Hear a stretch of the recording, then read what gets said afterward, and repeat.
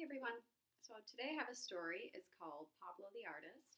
And this is a really cute story about an artist named Pablo who has a little bit of artist block. He can't think of what to paint and draw for the art show. Do you want to say hi, Holden? Hi. Okay. Pablo the Artist by Satoshi Kitamura. The members of the Hoof Lane Art Club were excited. We'll make sure you can see that, okay. There was to be an exhibition of their work, and everyone was busily painting, except for Pablo. It was his dream to have a picture of an exhibition, but now he stood in front of an empty canvas, arms folded, looking troubled. So you can see everybody else in this picture, they're getting to work. They're painting, drawing. Pablo's still thinking.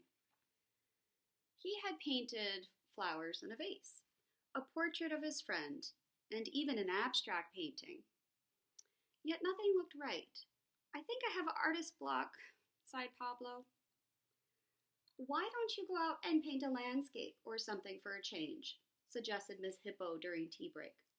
Good idea, agreed Leonardo the lion. In my view, a good landscape is the next best thing to a self-portrait. Leonardo was very good at painting himself. Perhaps you're right, said Pablo. I'll give it a try. So the next morning, Pablo woke up early, traveled out into the country. After walking for some time, he found a lovely view, a tall oak tree with a stretch of green woods in the background. Mama. This will make a beautiful landscape, he said, and he set up his easel and canvas straight away. So Mama. There's his easel and there's his canvas. The leverage is tricking you. Look, see the wind? There's wind. Okay. Pablo worked all morning. By noon he had painted the tree and some background. It looks all right, I think, said Pablo a little uncertainly. At least it's a start. I'll get better after lunch. Pablo had brought a big lunchbox with him. An elephant cannot live by art alone, he sighed, and tucked hungrily into his sandwiches. After the meal, he felt drowsy, so he decided to lie down for a short while. In no time at all, he fell fast asleep. So there he is. He's painting a pretty landscape. He's got a nice tree and some grass in the foreground, and it looks like he's working on the blue sky for his background. And then he got tired and fell asleep. All artists need breaks. In the landscape, a sheep was walking. He saw a canvas on an easel in the middle of the field. A painting, he said. How interesting. But even as he admired it, the sheep felt there was something wrong with the picture. I know, he said. It's the grass. It looks completely tasteless. He picked up a paintbrush and painted the grass a delicious bright green. See how much brighter he's making it than what Pablo had? A squirrel saw the painting and stopped. A picture, she cried, and looked at it curiously. But soon she realized something was missing. No nuts, I see, no nuts. So the squirrel picked up a brush and put nuts on the tree, little acorns. A bird flew down and peeked at the painting. If you want my opinion, it's hopeless, he said. No bird could spread its wings in such a bleak sky. He took the brush in his beak and built up the sky with a brilliant blue. Brilliant blue. The next to arrive was a wild boar. She glanced at the canvas and stopped in her tracks. This won't do at all. Where is the shady green grove that I live in? How could the artist have missed it? She added some darker green strokes to the horizon. So the horizon over here is where the sky meets the ground. So we have the horizon here. A swarm of bees came buzzing by. Buzz, buzz, buzz, buzz. No flowers, no good. They lifted a brush and filled the field with flowers. Buzz, buzz, buzz. The painting looked much better now. While the animals, the bird and the bees, were admiring the result, a wolf strolled up. He took a long, hard look at the canvas, but he didn't say a word. The wolf said at last. That's really cool, guys, but it could be even better, you know. Stand all together in front of the tree and keep very still. This won't take too long. Then he picked up a paintbrush and started to paint. When the picture was finished, they gathered around to have a look. They were surprised by the way it had turned out and applauded one after another. Gosh, this is wonderful. Gorgeous. I'm impressed. You're brilliant, Mr. Wolf. Buzz, buzz, genius. Then they made their way home and disappeared. Pablo woke up and yawned. Oh, he said, what a strange dream. And what a beautiful painting. Now I know exactly what to do. So he had dreamed that whole thing of all those animals coming by and adding in all that wonderful detail to his picture. He rushed back to his canvas and started to paint. When at last it was done, Pablo packed up his things and made his way home. When the exhibition opened, Pablo's painting was the star of the show and he was the toast of the town. It's wonderful, gorgeous. I'm impressed. You're brilliant, Pablo. Genius, they all said. And for Pablo, it was a dream come true. So Pablo the artist painted a picture of the wolf, painting a picture, a portrait of all the animals, and a picture of the landscape. So that's what all the other animals thought was pretty brilliant, which I think is too. And so this brings me to talking about landscapes. Now, when I start a landscape, I like to think about what I'm most interested in when it comes to a landscape. Maybe you like oak trees, maybe you like palm trees, maybe you like mountains and green groves and grass.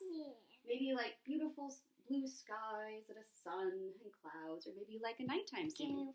So what I'm going to start with is my picture. I'm going to make, just a little pretend paper on my board.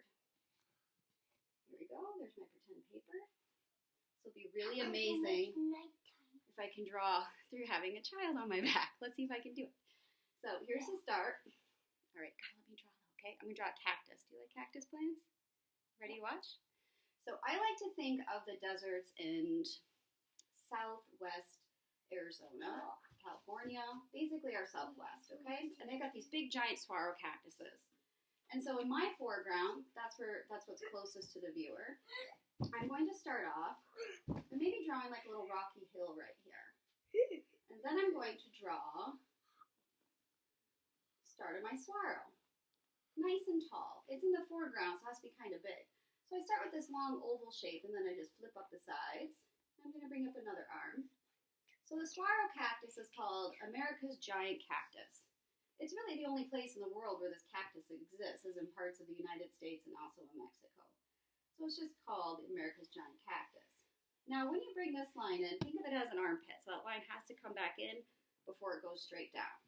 I'm going to add up another arm here, bring that line in, come down. Another one here. I know what I do. Maybe another one over here. And right there. And then if you want, you could also add in maybe some details. Since it's in my foreground, it could have some details. Maybe those stripes that you would see on the cactus.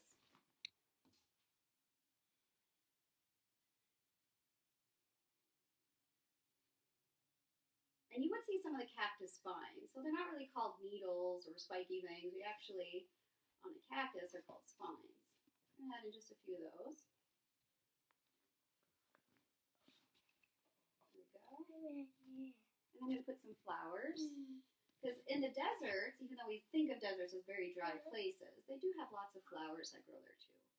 So I just draw these little bumpy shapes, ovals, circles, kind of connected together. And this is going to be where all my little flowers are. Okay. Go see Daddy. Go see how he's doing, okay? Yep. Or you can stay with me, but you got to be quiet so I can get my lesson done, all right?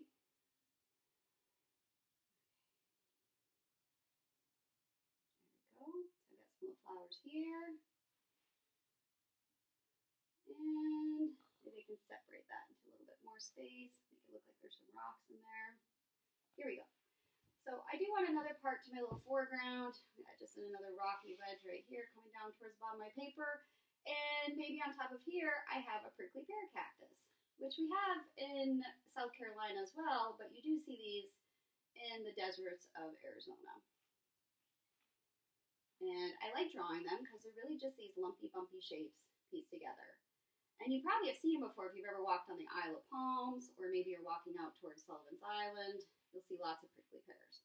And they grow this little fruit on top or around them. Now, you can eat the fruit of the prickly pear, but it has to be prepared properly.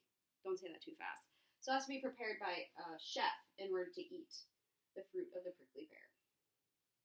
And of course it's in the foreground, so we're going to add in just a few little cactus vines. You can eat it? You can, but it has to be prepared by a chef. You wouldn't want to just go pick one off and then eat it. I bet it'd give you more than a bellyache. Okay, so there's my prickly pear cactus. Looking good. Now a little bit for my middle ground. I'm also thinking about my background right now. I'm just going to separate this space. I'm going to separate this space a little bit more. There we go.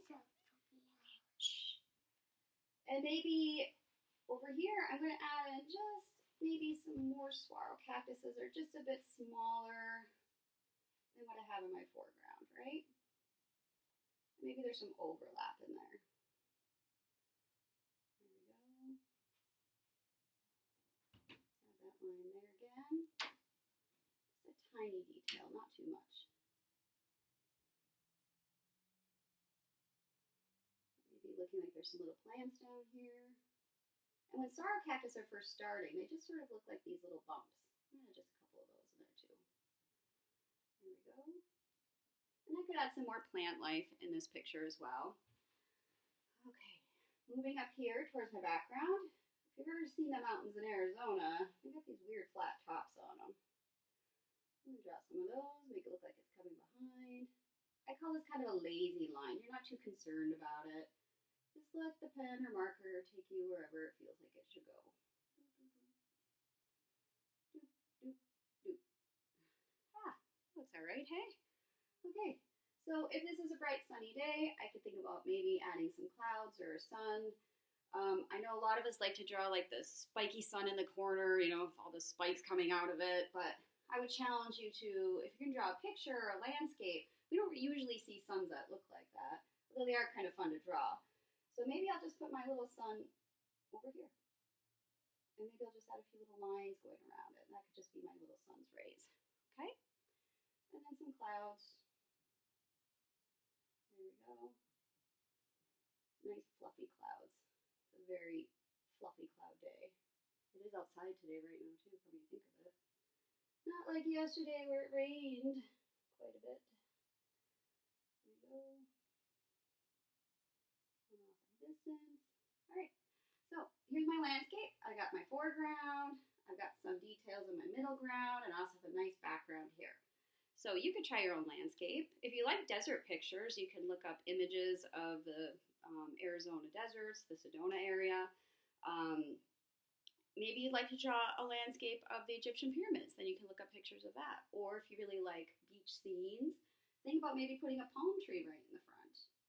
So there's lots to do with landscapes. You can always just go outside and look around and also draw. So thank you for joining me. This has been very fun. Hope you enjoyed my desert landscape. Okay, bye.